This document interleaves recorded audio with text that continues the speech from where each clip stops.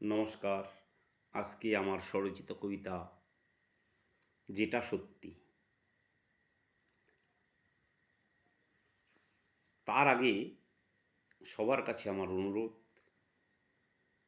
আমি যে কবিতা লিখি সেই কবিতা আপনাদের কেমন লাগে সেই বিষয়টা কমেন্টে যদি জানান আমি কৃতার্থ হব।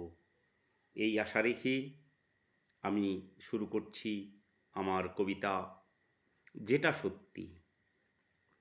ভাবিতে অবাক লাগে,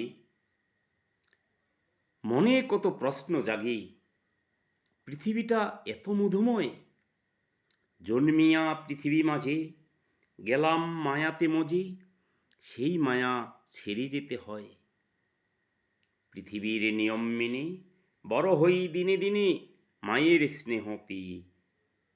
যত বড় হতে থাকি ঘুরিয়ে ফিরে সব দেখি, ব্যস্ত সবাই আপন স্বার্থ লয়ে।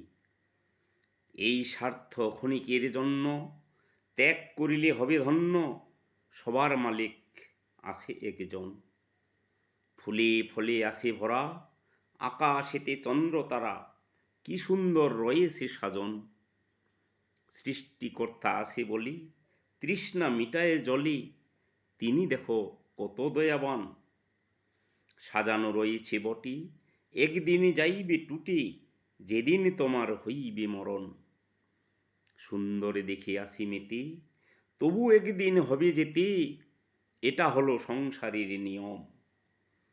পিতা মাতা বন্ধু ভাই ভেবে দেখো কেহ নাই, তুমিও যাইবে তেমন।